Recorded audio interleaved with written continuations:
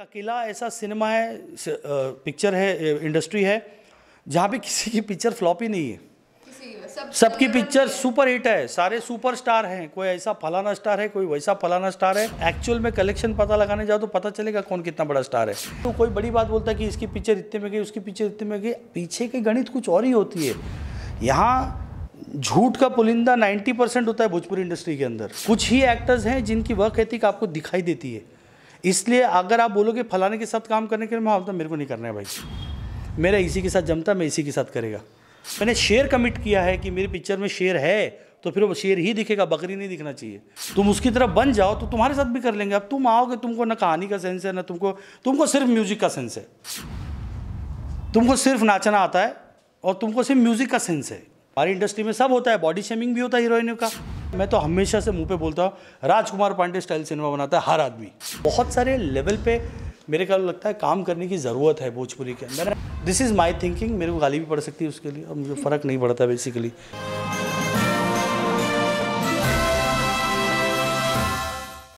आप जैसे लोग ही अगर इस इंडस्ट्री में रहेंगे तभी मुझे लगता है कि इस इंडस्ट्री का उद्धार हो सकता है। जो होता नहीं, एक फुहरता जिसकी जिक्र कर रहे हैं, काफ़ी एल्बम वालों ने एक अलग ही गंद मचा रखी है उन लोगों ने। तो अगर आप जैसे डायरेक्टर यहाँ पे नहीं होंगे तो कैसे स्टोरीज अच्छी आएंगी? नहीं, देखिए, सबसे पहले ना, सबसे बड़ी दरकार जो है ना भोजपुरी इंडस्ट्री के अंदर, वो राइटर की है।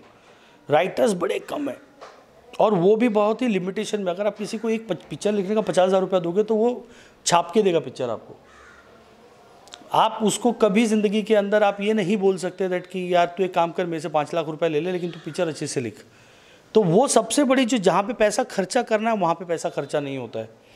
दूसरी चीज़ है स्टार सिस्टम। देखिए, मैं किसी स्टार के खिलाफ नहीं हूँ ना, मैंने खुद स्टार के साथ पिक्चर बनाई है। जो मैंने टेक्निकली रवि किशन भी स्टार थे तभी, अभी भी स्टार ही हैं, तो उस वक्त भी मैंने पिक्चर बनाई रवि जी के साथ, तो वो थे। लेकिन आपको ये तय करना है कि क्या रवि जी अपनी मर्जी से करेंगे या मैं करवाना चाहता हूँ जो वो करेंगे। वो बहुत कम बोलने वाले डायरेक्टर हैं। या दिनेश के साथ मैंने गबरू की है अभी। हम लोग बड़ा म्यूचुअल रिस्पेक्ट के साथ काम करते हैं। नो फैफिंग अराउंड नहीं होता है सेट के ऊपर कि आए हैं बैठे हैं। तो वो चीज़ में मैं आई डोंट बिलीव कि आपको थोड़ा समय देना पड़ेगा हर चीज़ के लिए, थोड़ा सा वक्त देना पड़ेगा। और जिस म्यूज़िक की आप बात करें, म्यूज़िक तो ख़त्म कर दिया लोगों ने। पहले तो हम म्यूज़िक अलग से बेचते थे। हमारा पहले ऑडियो अलग बिकता था, वीडियो अलग बिकता था, सेटेलाइट अलग बिकता था। अब तो सब एक पैकेज में जाता है। म्यूज़िक की वैल्यू तो ज़ीरो हो गई है, वैल्यू ऑन पेपर ज़ीरो हो गई है, मतलब ऐसे कर, क्योंकि वर्ता इतनी ज़्यादा हो गई है। और हमें, मेरा ये मानना है कि क्या बोलते हैं, आपको अपने आप को दोबारा रीथिंकिंग करना पड़ेगा। एक आदमी नहीं कर सकता, वो सबको करना पड़ेगा। क्योंकि ये एक अकेला ऐसा सिनेमा है, पिक्चर है, इंडस्ट्री है जहाँ पे किसी की पिक्चर फ्लॉप ही नहीं है। सबकी पिक्चर सुपर हिट है, सारे सुपरस्टार हैं, कोई ऐसा फलाना स्टार है, कोई वैसा फलाना स्टार है जिसकी पिक्चर का बिजनेस अगर वो मतलब अगर फेसबुक पे जाके या कहीं पे एक्चुअल में कलेक्शन पता लगाने जाओ तो पता चलेगा कौन कितना बड़ा स्टार है। तो whatever you are demanding, whatever you are saying that कि this is my price, then you have to be very honest कि मैं इतना ही प्राइस लूँगा यार, क्योंकि पिक्चर पे प्रेशर बढ़ेगा। वो नहीं सोचता है कोई यहाँ पर। सबको लगता है मेरे को मेरा पैसा मिल जाए, ये भाड़ में जाए प्रोड्यूसर। तो प्रोड्यूसर को क्या लगता है, भाड़ में जाए पिक्चर, ये इतने में छाप के बना रहे, हीरो तो इतना पैसा लगा। हीरो पे ब्लेम नहीं कर सकते आप कि हीरो जितना पैसा ले रहा है उतना तो दे रहा है, लेकिन आपका मापदंड अपनी पिक्चर का आपको तय करना है कि आप पिक्चर कब बनाओगे, कैसी बनाना चाहते हैं आप। कि अगर मैंने एक पिक्चर बनाई है जिसका नाम गबरू है, तो मेरे राइटर को मैंने 11 लाख रुपए दिया है। वो मेरे साथ 1 साल लिखा है उसने पिक्चर बैठ के। धर्मेंद्र सिंह है, आप कभी पूछ सकते हैं उसको।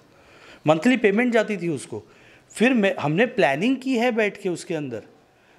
हमने ऐसे नहीं बनाई कि मेरे को आज ठंडी में मेरे को शेड्यूल में डेट मिली तो दिनेश की डेट मिली तो हम बना लेते हैं। पिक्चर देर इस वजह से हुई कि पिक्चर 2 शेड्यूल में शूट हुई है, 2 अलग अलग सालों में शूट हुई, 2 अलग अलग उसमें ईयर में शूट हुई है। क्योंकि ठंडी का ही मौसम चाहिए था, क्योंकि जंगल की कहानी थी, वो मिस्ट चाहिए था, वो सारा फॉग थोड़ा चाहिए था जो नेचुरल भी रहता है। तो वो सब देख के बनाया। मैं नहीं बोला मैंने कोई ग्रेट सिनेमा बनाया है, मैंने भी नॉर्मल ही सिनेमा बनाया है, लेकिन थोड़ा सा ध्यान दिया है, थोड़ा सा ध्यान दिया। अभी भी बोलते बंद हो गई क्या, ये हो गया क्या। अरे तो भाड़ में जा, मेरे को कौन सा फर्क पड़ रहा है, मेरा कौन सा घर चल रहा है। पिक्चर रिलीज़ करूँगा नहीं करूँगा तो मेरे घर में खाने का प्रॉब्लम हो जाएगा। वो टीवी से आ रहा है मेरे पास पैसा, लेकिन अगर मैंने शेयर कमिट किया है कि मेरी पिक्चर में शेयर है तो फिर वो शेर ही दिखेगा, बकरी नहीं दिखना चाहिए। जो लोग यहाँ पे बात करते हैं कि हमारे पिक्चर में शेर हो, बाद में वो टांग हिलती रहती है क्लाइमेक्स के अंदर और शेर किसी और फ्रेम पे काट के खा रहा है किसी को, वो नहीं है मेरे पिक्चर के अंदर। There is a proper combat है बिटवीन दिनेश और टाइगर के बीच में, और वो कोई समझ ही नहीं रहा है कि पोस्ट प्रोडक्शन में उसमें समय लगेगा। वीएफएक्स है, वो शेर आधा घंटा है पूरी पिक्चर के अंदर, स्पोरेडिक आधा घंटा है पूरी पिक्चर के अंदर, तो उसको समय लगेगा बनाने के लिए। और जब आएगा तो मैं इतना ही कह सकता हूँ, आप बेइज्जत फील नहीं करोगे। बीच में काफ़ी अफवाह चली थी और उसका आई थिंक आपने खंडन भी किया था। सो फिर भी लेकिन जो दर्शक हैं, जो क्योंकि इस मूवी का काफ़ी चर्चा है और अभी भी हमारे चैनल पे न्यूज़ कोई भी हो उसमें एक कमेंट तो ज़रूर होता है, गबरू कब आएगा। कुछ भी आता है, लेकिन गबरू का ट्रेलर का मैंने बोला था मैं मार्च में रिलीज़ करूँगा। अब मेरी जो पिक्चर का बजट हो चुका है ना, अब उसको अगर मैंने इस दौर में पिक्चर रिलीज़ किया, मेरी कॉपी आउट हो जाएगी, मई मिड तक कॉपी आउट हो जाएगी पिक्चर की। लेकिन मैंने अगर उसको पिक्चर को अब रिलीज़ किया तो वो नुकसान तो मेरा ही है। 3.5 करोड़ की पिक्चर है, वो पिक्चर का पैसा निकालने के लिए मेरे को समय सही चाहिए। मैं थिएटर में पिक्चर लगाऊंगा, मेरे को थिएटर से ही पैसा आएगा। सेटेलाइट में कुछ भी कर लूँ, कोई बड़ी बात बोलता है कि इसकी पिक्चर इतने में गई, उसकी पिक्चर इतने में गई, पीछे की गणित कुछ और ही होती है। यहाँ झूठ का पुलिंदा 90% होता है भोजपुरी इंडस्ट्री के अंदर, 10% ही फैक्ट है। हमारी पूरी इंडस्ट्री 90% झूठ पे चल रही है। There is no work ethic, नहीं है वर्क एथिक यहाँ पर। कुछ ही एक्टर्स हैं जिनकी वर्क एथिक आपको दिखाई देती है। इसलिए अगर आप बोलोगे फलाने के साथ काम करने के लिए, मैं बोलता मेरे को नहीं करना है भाई, मेरा इसी के साथ जमता है, मैं इसी के साथ करेगा, क्योंकि वो मेरी सुनता है, मैं उसको समझ में आता हूँ कि मैं क्या चाह रहा हूँ उसके साथ। तो सिनेमा बनाने के लिए सिनेमा अगर, क्योंकि घर देखिए अभी बहुत सारे लोग ऐसे हैं जिनको शायद मेरी ऐसी अपॉर्चुनिटी नहीं है लाइफ के अंदर कि मेरे पास एक टेलीविज़न है, अभी मैं शक्ति लिख रहा हूँ, अभी ऑन एयर है कलर्स में, तो मेरे पास एक बड़ा पैसा आता है उससे, तो मुझे वो स्ट्रेस नहीं होता कि कल मेरा घर कैसे चलेगा। आप समझ रहे हैं? तो इसलिए मैं अपना समय लेके पिक्चर, मैंने अपना पैसा लगाया पिक्चर के अंदर, मुझे क्या टेंशन है कल को रिलीज़। मैं 6 महीने बात करूँ, तेरे को क्यों मिर्ची लग रही है। आलोक जी की एक पिक्चर थी गंगा जमुना सरस्वती, अगर आपको याद होगा, वो 3 साल बाद रिलीज़ हुई थी, चली ना उस टाइम पे, क्राउड पुल किया था ना। तो आज थिएटर के अंदर आप अच्छा सिनेमा नहीं दोगे तो नहीं चलता। आप एक ही साउथ का कोई कॉपी करके पिक्चर बना देता है, कोई कहीं से भी कॉपी करके, तो पब्लिक को तो आप you are taking them for the ride, आप राइड पे लेके जा रहे हो, क्योंकि आप नहीं समझ रहे हो कि ये सब खत्म करने वाली परिस्थिति की तरफ चल रहा है। हाँ, मैं ये बोल रहा हूँ कि अच्छा है कि थोड़ा वक्त, अब यंग डायरेक्टर्स भी आए हुए हैं जो नई कहानियों पे काम करना चाहते हैं, जो कुछ राइटर्स भी, अभी मैंने कुछ फिल्में 10 फिल्मों पे हम लोग काम कर रहे हैं, जो मैं डायरेक्ट नहीं कर रहा, सिर्फ प्रोड्यूस करेंगे। तो मेरी एक डील हो रही है, तो अभी मैं वो अभी पेपर पे नहीं आई है तो मैं बोल नहीं सकता अभी उस बारे में, लेकिन I am working on 10 films right now. 10 subject का ना मेरा एक ही मानना था, भोजपुरी। तो 10 फिल्में एक साथ कर रहे हैं, तो जिसमें हम स्क्रिप्ट पे, पिछले लॉकडाउन से मैंने लोगों को साइन किया हुआ है, लॉकडाउन से सिर्फ उनसे स्क्रिप्ट पे ही काम, और वो अच्छे राइटर्स हैं और बहुत ही डीप वाले राइटर हैं, जो कहानियाँ, वही कहानियाँ लेके आए। मैंने एक कहानी नहीं दी है इस बार, बोले मेरे को अपनी कोई कहानी नहीं बनानी, आप कहानी बताओ, मैं सिर्फ आपको, मेरे को जो समझ में आता है, मेरा जो एक्सपीरियंस है, I will share with you. आप लोग ही लिखिए, आप लोग ही डायरेक्ट करिए, आप लोग ही बनाइए। तो अब उस पर काम कर रहा हूँ। कुछ 10 फिल्में हैं, किसी बड़े से चैनल के साथ मेरी को डील हुई है, तो अभी मैं, वो अभी क्लोज नहीं हुई है पेपर पे, तो मैं अभी उसको बोलना नहीं चाह रहा हूँ मैं।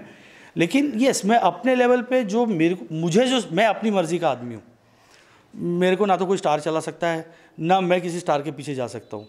आई लव निरहुआ, तो आई लव निरहुआ, मेरी उनकी इक्वेशन दोस्ती है तो दोस्ती है, जहाँ पे वो मेरे को रेस्पेक्ट देते हैं, मैं उनको रेस्पेक्ट देता हूँ। मेरे को कोई बोलेगा कि आप, मेरे को तो ताने भी पड़ते कि तुम तो जो बनाओगे, वेब सीरीज़ बनाई तो दिनेश के साथ बनाई, तो फिल्म बना रहे हो तो दिनेश के साथ बना रहे हो, आगे 10 में से 3 फिल्में आप दिनेश के साथ बना रहे हो। तो बोलता है भाई तुम उसकी तरह बन जाओ ना, तुम उसकी तरह बन जाओ तो तुम्हारे साथ भी कर लेंगे। अब तुम आओगे, तुमको ना कहानी का सेंस है, ना तुमको सिर्फ म्यूजिक का सेंस है, तुमको सिर्फ नाचना आता है और तुमको सिर्फ म्यूजिक का सेंस है, या कोई आप मत सिखाओ ना। जो आदमी आज बड़े से बड़ा डायरेक्टर भी आया है यहाँ पे, छोटे से छोटा डायरेक्टर भी है यहाँ पर, हमारे यहाँ सिखाने वाले बहुत हैं जो अपने काम के अलावा बाकी सबके काम के बारे में टिप्पणी करना बहुत अच्छी तरह से जानते हैं। हर घर में एक चाची होती है ना हमारे यहाँ पे, यस, उनको लगता है मेरा तो बराबर है, इसका क्या होगा, मेरी तो पब्लिक देख लेगी, सीटी बजा देगी, ताली बजा देगी। नहीं भाई, ऐसे नहीं चलेगा। आपको भी समझना पड़ेगा कि आप इंडस्ट्री को आप लेके जा रहे हो, महेश पांडे नहीं लेके जा रहा है इंडस्ट्री आगे। फेस आप ही लोग हैं, 7-8 जो हीरोज़ हैं हमारे, वही फेस हैं। उन्हीं को तो चेंज लाना पड़ेगा, उन्हीं को चेंज करना पड़ेगा, उनको नई कहानियों पे काम करना पड़ेगा, उनको पुराने ढर्रों की पिक्चरें बनानी बंद करनी पड़ेगी। और हमको, मैं बहुत ओपनली बोलता हूँ, ये रिक्शा टैक्सी वालों के लिए पिक्चर बनाना बंद कर दो अब। ये जो हम बोलते हैं ना हमारा फ्रंट बेंचर्स के लिए हम पिक्चर बना रहे हैं, उसी में भोजपुरी सिनेमा बर्बाद हुआ पड़ा है कि वो लोहेड़ागिरी चलती है, सीटी ताली बजती है, हीरोइन को कमोडिटी की तरह यूज़ करते हैं, उसके बॉडी शेमिंग करते हैं, उसका सब करते हैं। हमारी इंडस्ट्री में सब होता है, बॉडी शेमिंग भी होता है हीरोइनों का।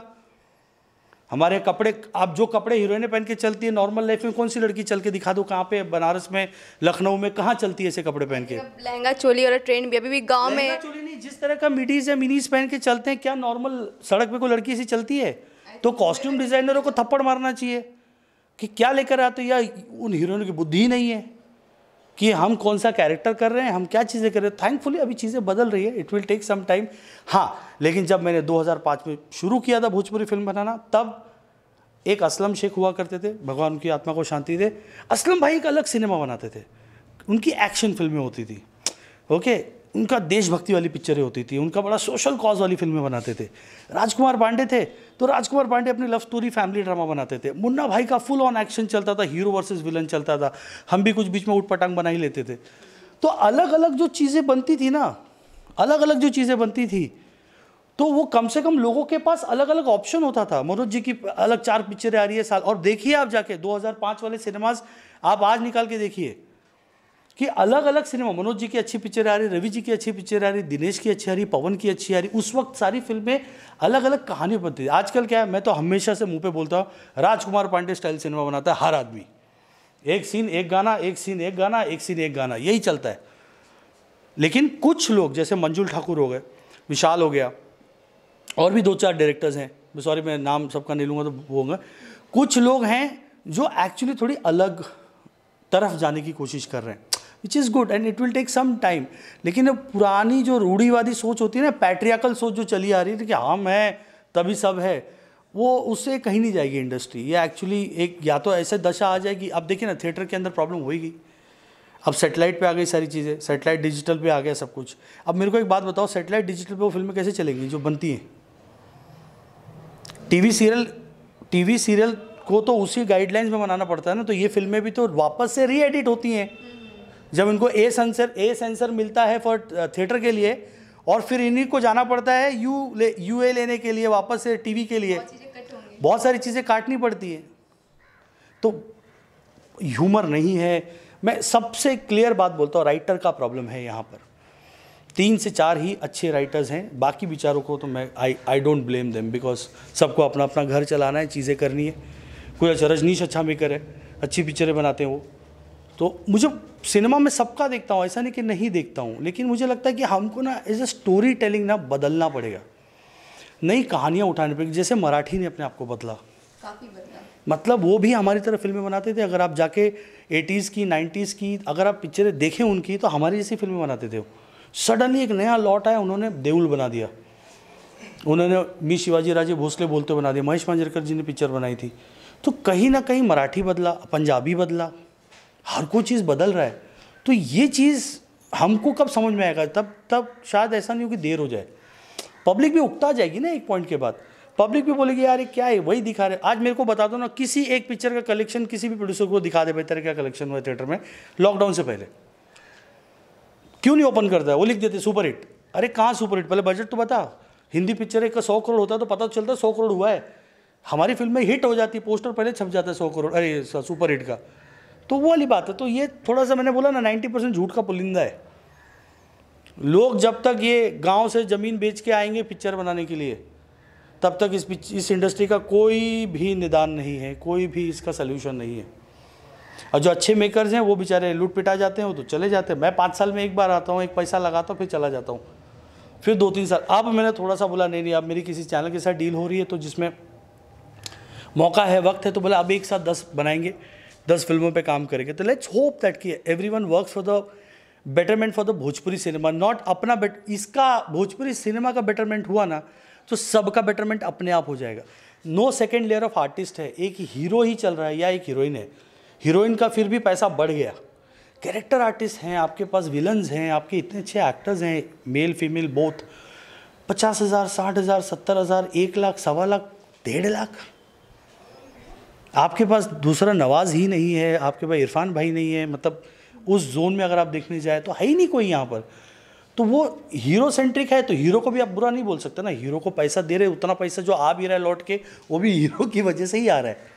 हीरो ही तो चल रहा है, तो हीरो ही चल रहा है, तो हमें दूसरे लोगों को भी उठाना पड़ेगा। तो बहुत सारे लेवल पे मेरे ख्याल लगता है काम करने की ज़रूरत है भोजपुरी के अंदर, and everyone is working on their own. I hope and pray that कि एक दिन सब चीज़ सही होगी। एक दिन फिल्म फेयर हमारा भी अवार्ड करेगा, लेकिन अभी तो हम लोग अलग अलग अवार्ड ही कर रहे हैं, मतलब उस तरह से। लेकिन जब तक एक फिल्म फेयर जैसी चीज़ नहीं आएगी, जब मराठी में आ गई, बंगाली में आ गई, साउथ में आ गई, पंजाबी में आ गई, हमारी सबसे बड़ी जनता, हमारे पास सबसे बड़ी ज़्यादा ऑडियंस, अपनी ही ऑडियंस नहीं देखने आती है। ए ऑडियंस जिनको एक्चुअली जिनके लिए टारगेट करके सिनेमा बनाना चाहिए, उन लोग के तो हम बनाते ही नहीं हैं। हम बनाते हैं जिनके पास 10-20 रुपया खर्चा करने के लिए, 50 रुपया खर्चा करने के लिए। जो 500 रुपया खर्चा कर सकते हैं उनके लिए तो सिनेमा ही नहीं बनता है। तो पैसा आना पड़ेगा, पैसा लाना पड़ेगा, पैसा लाने के लिए सिनेमा बड़ा और अलग बनाना पड़ेगा, बड़ा नहीं अलग बनाना पड़ेगा। This is my thinking. मेरे को गाली भी पड़ सकती है उसके लिए, और मुझे फ़र्क नहीं पड़ता बेसिकली, कोई कुछ भी बोले। आई थिंक आज हम लोगों ने काफ़ी बात कर ली और आगे के लिए कुछ रख देते हैं, तो सर को थोड़ा फ्री कर देते हैं। तो ये थे हमारे साथ महेश पांडे जी, जिनकी कहानी हमने सुनी। तो ऐसे ही मज़ेदार अपडेट के लिए बने रहिए हमारे साथ और देखते रहिए UNN मीडिया।